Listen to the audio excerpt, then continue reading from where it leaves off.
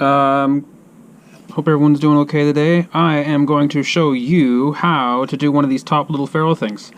So the story behind this guy is a customer is kind of doing a trifecta sort of Telecaster thing, tele body, P90s on either side of it, and then he's got this Tune-o-matic guy sitting here, and then we're gonna have top ferrules going over the Tune-o-matic, bingo bongo, going through all there. So, you know, we've got kind of a Strat style three-way switch. So there's kind of the three main guys all in one guitar here. Anyways, we started doing the top ferrules with just the kind of regular sort of mushroom cap kind of profile. And we didn't really like the look of that, so instead we wanted to kind of keep sort of the black and the kind of gold theme that you see in the Zero Code top here going. And, well, as most often happens, I kind of suggest something that I've never really done. So I said, well, why don't I try doing a little plug thing with a brass insert, and I'll just use a little bit of ebony. And, you know, a customer says, oh yeah, sure, that sounds great. So I say, oh great, now I got to do it. So I'm going to show you the steps going about it. So first things first, what helps is using a plug cutter bit. Now I've got a bunch of them, but I found the 1/4 inch one. These these holes are sitting at what? They're sitting at about, yeah, they're just under a 1/4 inch kind of thing right now, right? So 0.2. So I need to just ream them out a little bit, and we're just going to kind of taper that in there so that when we insert the ebony plug, it basically kind of wants to sit, so it doesn't just kind of fall through and then go through the rear ferrule. So I'm just using a tapered reamer here, just going slow. It's better to go a couple more twists. 1, 2, and okay. I'm going to leave it there. Check that out. So now, 1/4 inch plug cutter bit. Pretty much you can get it at any Home Depot store, whatever's nearby you, sort of thing. They should have a 1/4 inch. Perfect. Scientific. Is that going to go through? Lovely.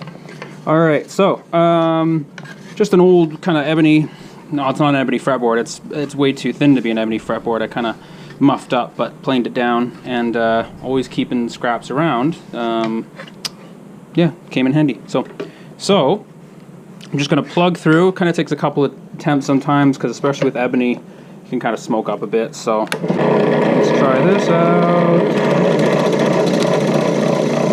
Bingo. Oh yeah. Come on, baby. Did that go through? Yeah, okay, let's see how that came out. Okay, there we go. Alright, let's have a look at this under better light. So that is okay. Maybe you can kind of see how that tapers up. That might work. Again, it's about 4 mil thick, and ebony's strong enough, so it might actually work out pretty good. Let's just do a little test to see. Now I want to try and line up the grain so it's going with the grain of the top of the wood. Yeah. So this one might work. Okay, perfect. It can feel a little bit tight, so you know, you've created a plug with a plug cutter. Fancy that. So grain is lined up.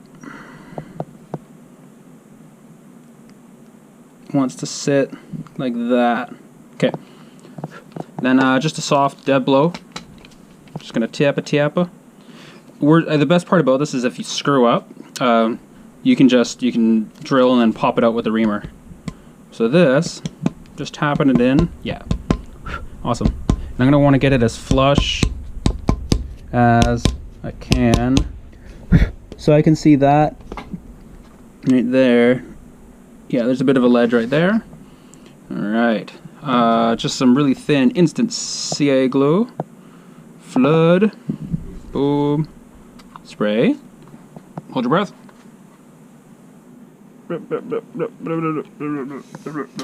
Okay. Lovely.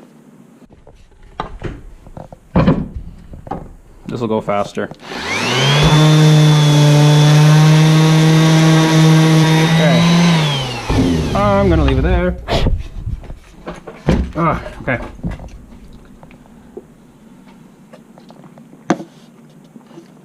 Okay. So, side note, if you just wanted to do any dot inlays, there's a good way to do it. Half of a 1/4 inch is an 1/8, so that's 0.112. I'm gonna go with that.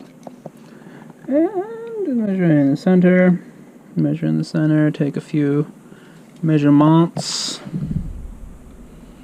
So now we're gonna find the center of our dot. Okay, I'm gonna use my fancy awl. I'm just gonna do one of those. Now, back over to the press. Okie doke. So now, oh no, there we go. So, it's a little tricky to see that dot. Come on, there we go. It's a big old techno. So kind of good little trick to use the light. If you're trying to see scratches also when you're doing any sanding, this is a good little trick. It kind of highlights them a little bit more. And go for it.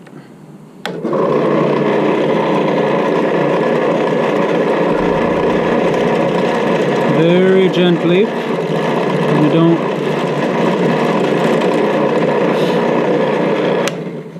Okay. So, for the brass, oh, let's just say a 4mm brass rod. That's nice, easy number. Okay, so a little zip cutter bit on a Dremel. It's kind of hard to take these things off 90 at once, so I'm just gonna clean up this kind of crusty edge from the last guy who used it.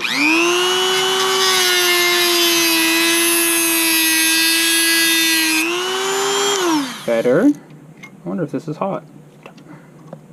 Close enough. So I'm only going to go about 1/8 of an inch, maybe just a bit more sort of thing. So maybe a 1/4, but maybe a bit much. So there we go. Come on, baby. Okay. All right. There we go. So now we have a little brass insert. So that's going to be my flat bottom there. The other thing I forgot to do, because you're going to have a ton of burrs all the way around the perimeter of that guy, so there we go. So that'll fit and flush down quite nicely in there. Okay, so we'll kind of sit in there. Now, if I just kind of ram that through, it might actually just fall through and then be kind of a headache to get out. Oh, it'll fall through the back. But so what I've tried here, and it kind of worked a little nifty. So I'm going to have the hot stuff glue ready to go. Having that kind of expanding on the inside hole, because we're going to glue this now. Oh, maybe it's actually going to kind of just go in there. Actually needs a little bit of coaxing. Maybe the metal has expanded. Okay, I stand corrected. The other one didn't slide in there just perfect, so this one did. So, I'm not going to ask questions. Tiapa, tiapa. Okay, that's as far as I want to go. Now, hot stuff. Do your magic. Okay. Hold your breath. Get out of here. There we go. Okay. Now, you can get little pools of stuff, make sure that's pretty solid. Okay, so here's another little thing. You can just have a little brad point bit, whatever the interior diameter of the hole is, just to double check. You can kind of clean out any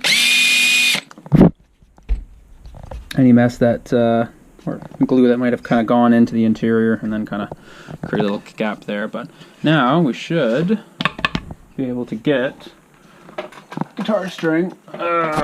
This isn't exactly. Now we should be able to get a string. Come on. Perfect. Coming all the way to the top here.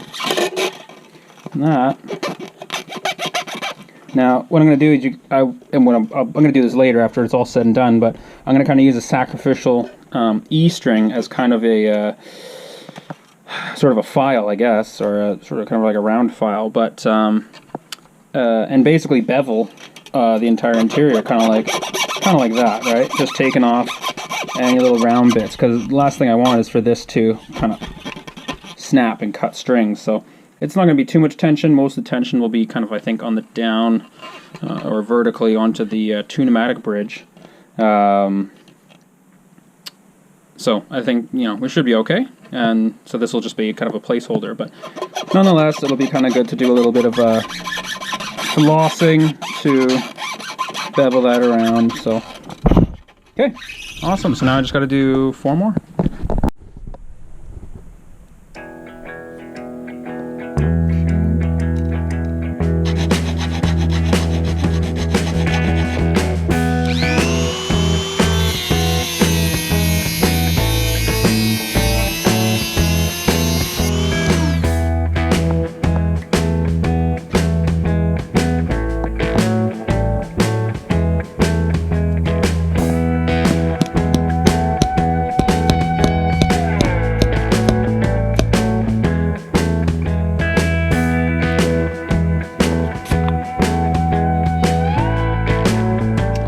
Voila! Got all 6 of them in there. They're just drying right now. You could use this for fretboard inlays, side dots. I mean, you could do all kinds of cool stuff. Maybe even something like volume control, you know, rings or something like that. It's kind of got a neat little flair to it. You could do it with a bunch of different things. But yeah, hope this can be useful to someone else besides me. Thanks for watching, guys, and yeah, I hope to have more stuff coming out soon. No, it's not the biggest channel in the world, but I'm trying to really focus on getting some more stuff here, because there's tons of things that I'm sure are unique and will be really helpful to other folks like myself, but I just don't get on film. But I'll try and do my best and get them on there for you. Have a good one.